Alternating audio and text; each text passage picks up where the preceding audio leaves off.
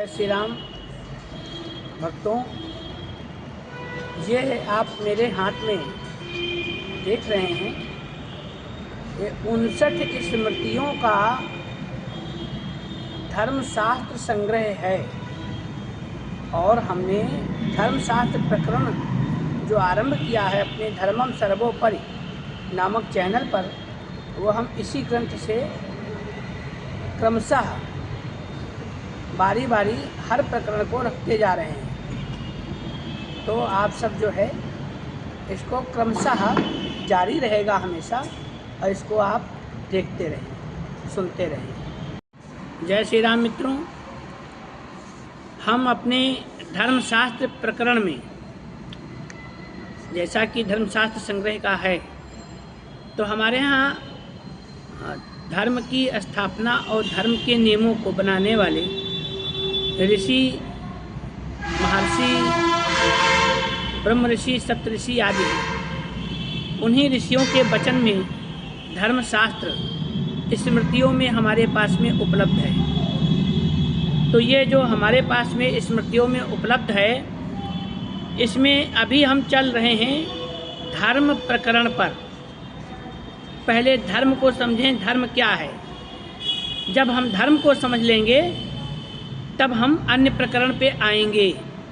अन्य प्रकरण हैं धर्म प्रकरण के बाद में आज आरंभ करेंगे सृष्टि प्रकरण, फिर आएगा देश प्रकरण, फिर आएगा तीर्थों का प्रकरण, फिर आएगा अपवित्र देशों का प्रकरण,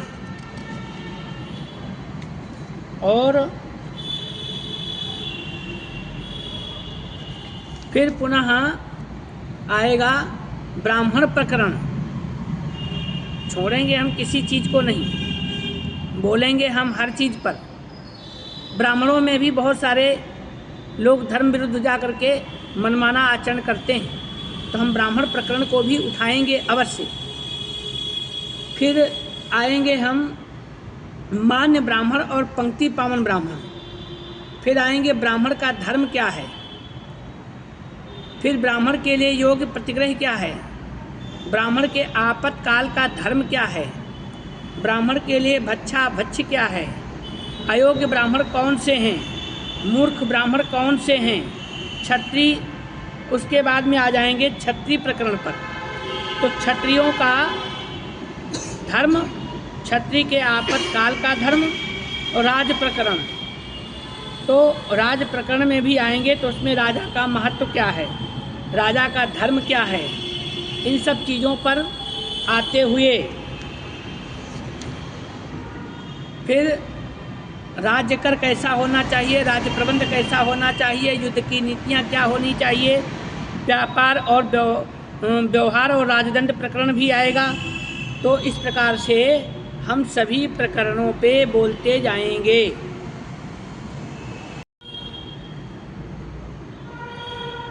फिर धरोहर आदि प्रकरण, अन्य वस्तु की चोरी आदि से बचने का प्रकरण, दिया हुआ दान लौटाया जाता है इसका प्रकरण, जो साझीदार बनते हैं पार्टनरशिप आदि का धर्म से संबंधित क्या प्रकरण है, इस पे भी बोलेंगे।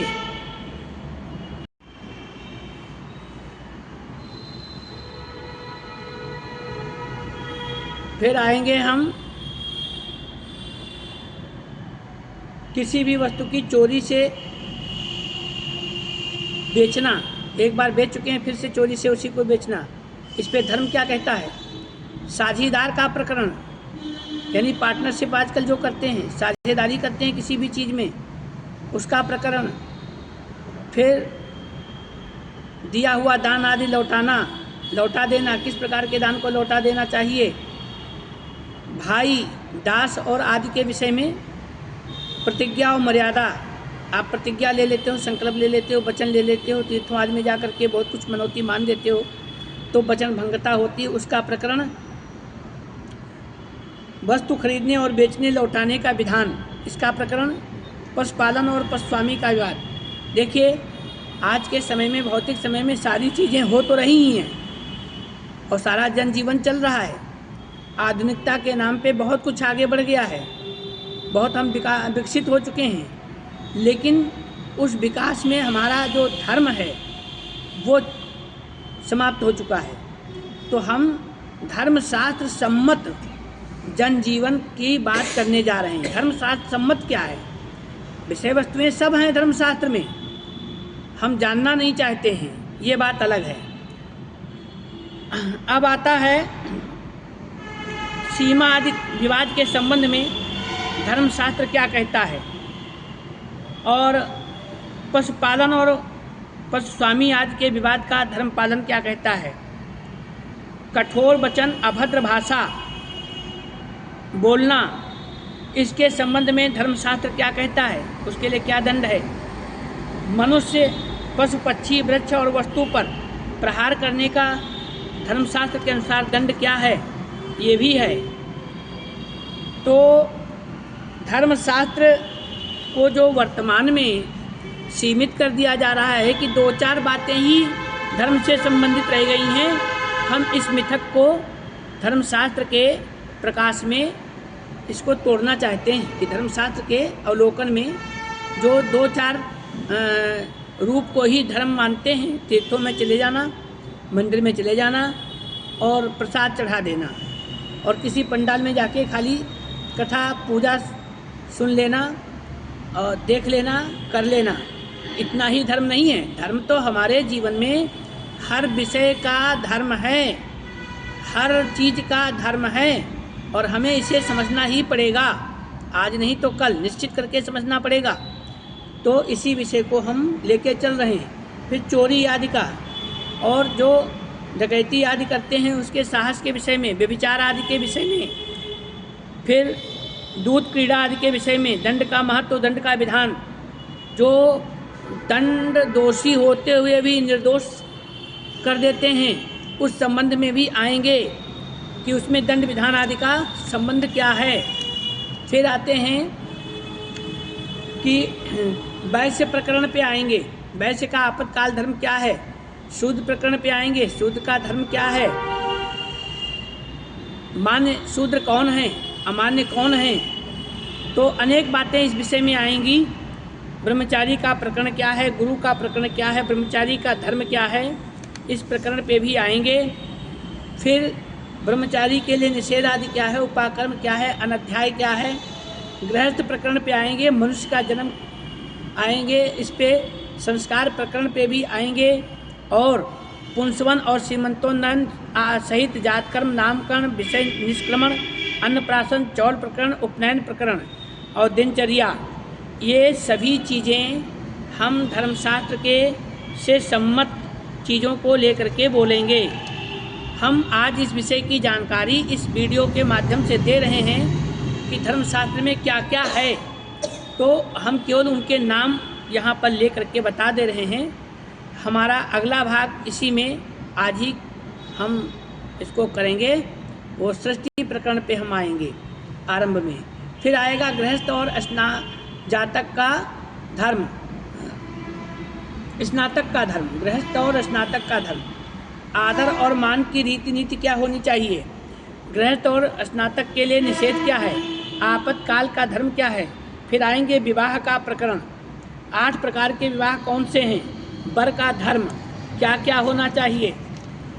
फिर कन्या के पिता था, कन्या के पिता और कन्या का धर्म क्या है, विवाह की अवस्था क्या होनी चाहिए, विवाह का विधान और उसकी समाप्ति क्या है, विवाह में धोखा देने वाले का दंड क्या है, अन्य वर्ण की कन्या से विवाह करने का क्या क्या नियम है, पुरुष का पुनर्विवाह हो सकता है अथवा नहीं, स्त्री का पुनर्विवाह हो सकता है अथवा नहीं।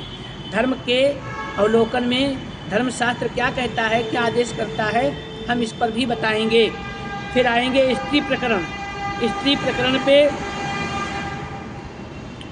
बहुत सारी चीज़ें आएंगी जो स्त्री प्रकरण में होंगी, और स्त्री के धर्म, स्त्री को अन्य पति का निषेध, स्त्री का नियोग, द्विजात में नियोग, पुत्रकरण, 12 प्रकार के पुत्र और कुंड तथा गोलक पुत्र, इन सब के विषय में भी बताएंगे। 12 प्रकार के पुत्रों का जो नाम है, औरस, क्षेत्र, दत्तक, कृत्रिम, रूढ़ोत्पन्न, अपवित्र, कानीन, सहोड, कृतक, पौनर्भव और स्वयंदत्त, पार्श्व, क्षेत्रजादिक, ये 12 प्रकार के पुत्रों का है। बीज और क्षेत्र की प्रधानता। फिर आएंगे जाति प्रकरण। इस समय जाति प्रकरण बहुत ज़्यादा फैला हुआ है, तो जाति प्रकरण पे भी धर्मशास्त्र क्या कहता है उसको भी बोलेंगे। भगवान श्री कृष्ण ने तो गीता जी में बोला ही है, जात धर्मा कुल धर्माचा, उसमें है ही। और वर्ण व्यवस्था पे भी बोला है, चातुर्वर्ण्यम मया सृष्टा गुण कर्म विभाग सा, इस पर भी आएंगे जाति प्रकरण। फिर आएगा कि जातियों के विषय में विविध बातें, धर्म विभाग प्रकरण, 12 प्रकार के पुत्रों का भाग, अनेक वर्ण की भार्याओं में उत्पन्न पुत्रों का भाग, फिर भाग का अधिकारी, स्त्री धन का अधिकारी, वानप्रस्थ का अधिकारी, पुरुष पुत्रहीन पुरुष के धन का अधिकारी कौन हो सकता है, व्यापारी आदि के धन का अधिकारी कौन है। दान प्रकरण, किसको दान लेना चाहिए, किसको नहीं लेना चाहिए, किसको देना चाहिए, किसको नहीं देना चाहिए, ये धर्मशास्त्र के अंतर्गत हम इसको भी लाएंगे। फिर निष्फल दान, दान जो है निष्फल कब हो जाता है, इस प्रकरण को भी लेंगे।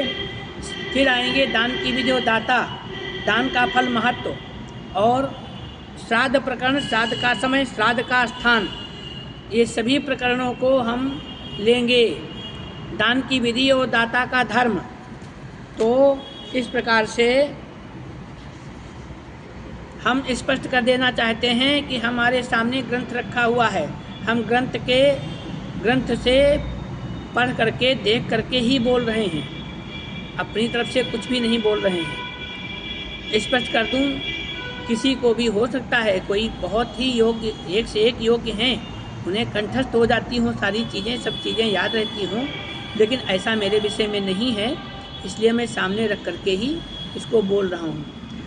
फिर आता है श्राद्ध के अयोग्य ब्राह्मण, श्राद्धकर्ता का धर्म, श्राद्ध की विधि, श्राद्ध में निषेध, श्राद्ध में खाने वाले ब्राह्मण का धर्म अशौच। देखिए, जब तक हम जानेंगे नहीं तब तक के हम मानेंगे नहीं, और यही चीज़ आजकल होती आई है संसार में। हमने जाना नहीं तो हमने मानना बंद कर दिया, तो जानना आरंभ करो, मानना आरंभ अपने आप कर दोगे। जब जानोगे किसी चीज़ को तो मानने भी लगोगे, जानोगे नहीं तो मान नहीं पाओगे। तो ये बहुत सारे प्रकरण हैं जीवन के, तो इन्हीं प्रकरणों में हम बोलेंगे। आज हम आरंभ करते हैं ये द्वितीय भाग में, धर्मशास्त्र के अंतर्गत सृष्टि प्रकरण को हम लेने जा रहे हैं।